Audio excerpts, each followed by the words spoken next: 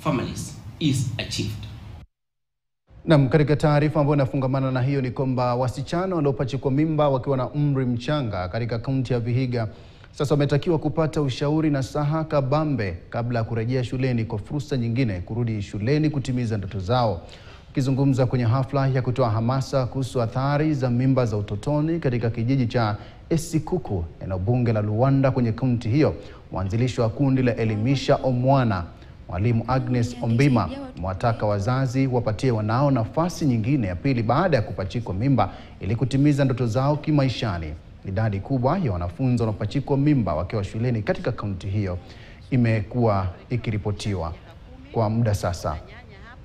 Ajai kanyaga hata nursery, ECD, pre-primary ajai kanyaga, na sasa nikaguswa sana. Katika objectives zangu, teen mothers ni moja wa wale ambao nitakuwa nashughulikia kuhakikisha ya kwamba wamepata ule msaada ambao unatakikana, na ikiwezekana kwa wale ambao watakubali mnaweza kupata mnaweza taka kuendelea na masomo, taona namna ambavyo tunaweza kuwasaidia, kwa sababu mimi wanaamini ya kwamba mtoto msichana akielimika atapata nguvu ya kujitawala na kuweza kujisimamia. Tuko na hii mambo ya kusema labor migration.